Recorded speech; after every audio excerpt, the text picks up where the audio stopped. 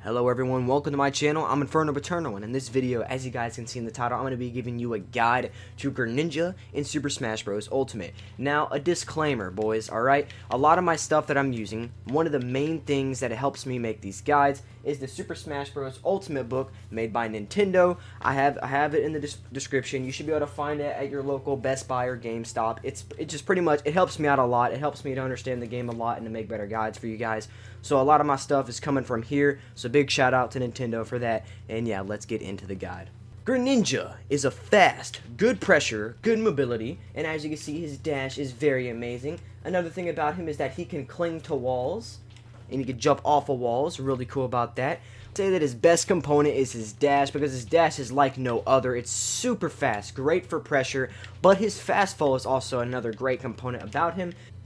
In order to become a great Greninja player, you're going to have to learn to use the short hops and the fast falls to your advantage. So it's going to be doing like this, a lot of mix up your opponent, you know, do a lot of stuff like that. And yeah, let's get into the moveset.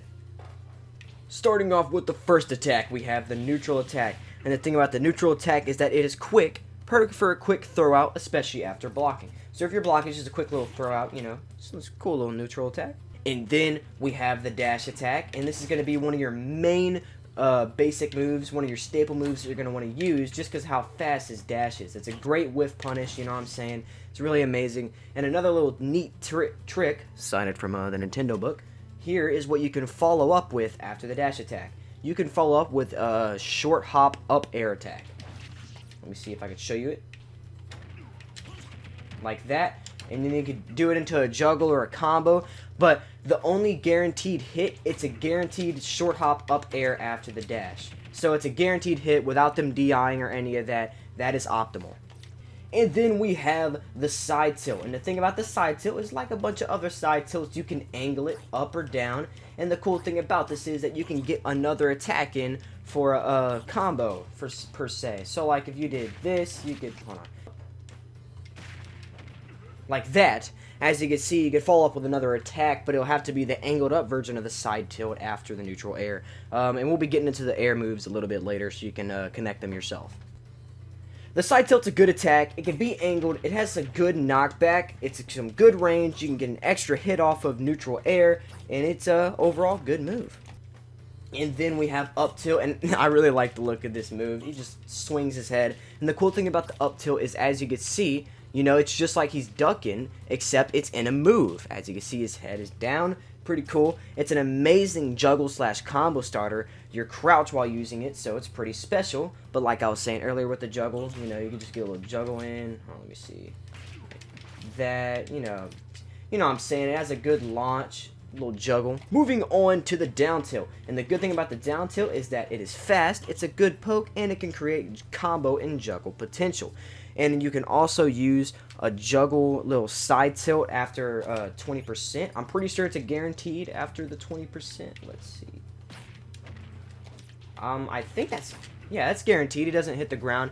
I think that's a optimal combo. I'm pretty sure even if they DI, it won't work. So yeah, there's a little cool little extra hit. Then we have the smashes. Going on to the smashes, we have the side smash, and the cool thing about the side smash is nothing really. It's fast, has some pretty good range, I guess you could say, but like any other smash, it is punishable, so learn when to use it. Then we have the up smash, and the cool thing about the up smash is not a lot of people's up smashes hit both sides, but this one does for sure. Hits both sides, and if it hits a certain way though, it won't give a good launch. Like right here, as you can see, it won't really give the good launch that you need. Yeah, as you can see, once they're in the middle of both blades, then you get a better launch. But if they're on the side of the blades like this, you don't really get a good launch. So it's mainly a better anti-air move for juggles and all of that, but it's still pretty good. Then we have the down smash, and the cool thing about the down smash is that it hits both sides, and it is a pretty good punisher. It's also pretty fast, I think.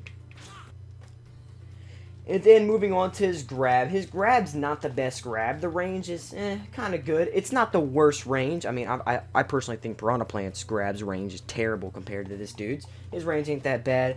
But, you know, it's slow. It's not the best range. Up throw's pretty good. So, yeah, here you go. Upload, get a little juggle off of that, you know what I'm saying? Pretty cool. I guess you could do it into like a side smash or something. Have the side grab, you know, the basic side grab, pretty cool.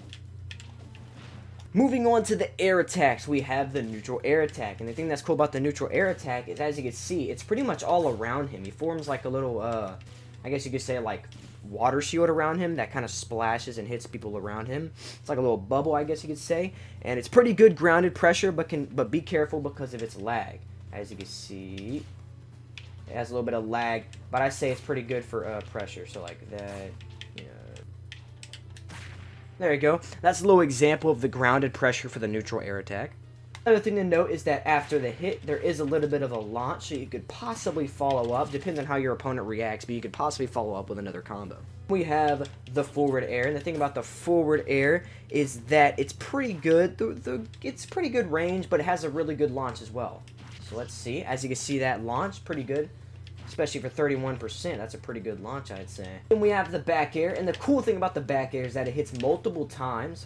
It hits multiple times. It's a great mix-up option, especially for his fast falls and short hops, and it is pretty cool.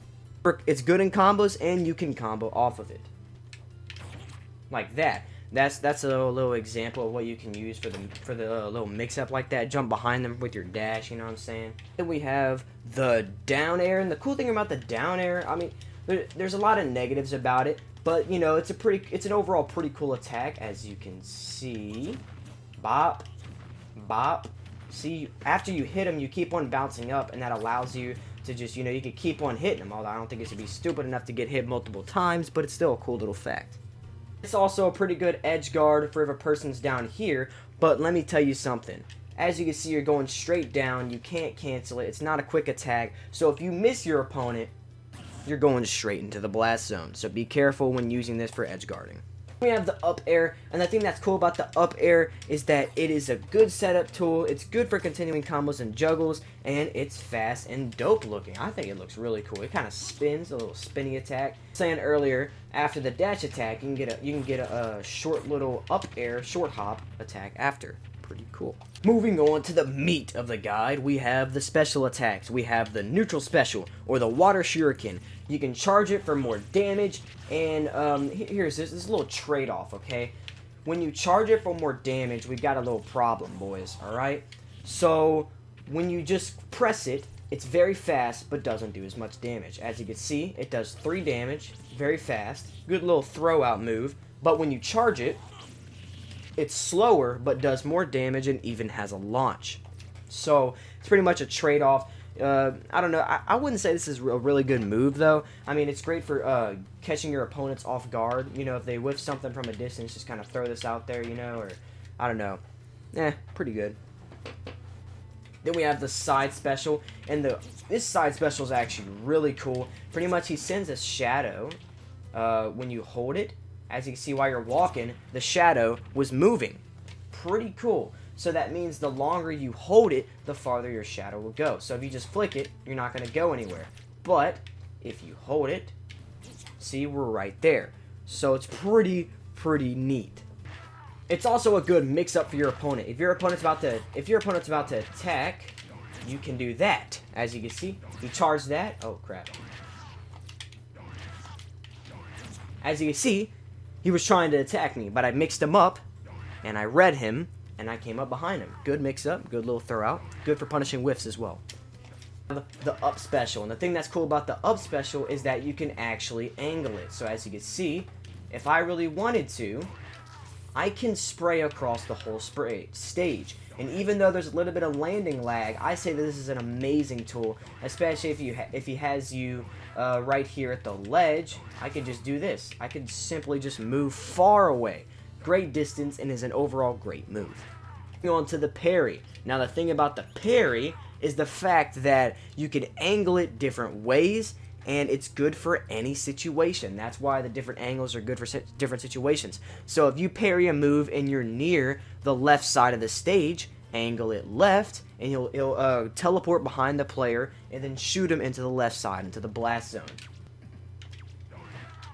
Like that. As you can see, I parried the move, and I angled it into the zone where the blast was, and I was able to get a good parry.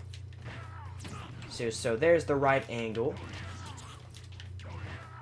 There's the down angle. There's the left angle, and here's my personal favorite, the up angle. This angle, this is amazing. As you can see, it sent them flying into the screen, and even with some of them, you can follow up with another attack. So let's see.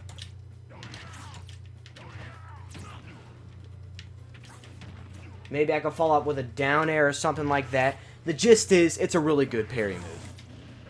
Alright guys, that was it for this guide. I hope you guys enjoyed. I know I didn't really, I kind of changed it up a little bit from my other guides, and I didn't show any combos or any of that at the end of the guide, and that's because I showed a little bit more combo potential in the moves now, and I showed you more of, like, you know, stuff that's optimal, I guess you could say, because people were complaining that the combos at the end weren't optimal, and I agree, but I never said that they were optimal. They were just to show you which moves you can get another hit off of if the player, you know, messes up or whatever. So, I'm not going to show those anymore because it's kind of basic knowledge. And, yeah. Hope you guys enjoyed this guide. I hope you're having a great day. I hope this helped you in any way. And, Mortal Kombat video should be next because I think the Combat Cast is going to be this week. And, yeah. Hope you guys having a great day. Don't let anybody break your stride. And I'll see you guys in the next video.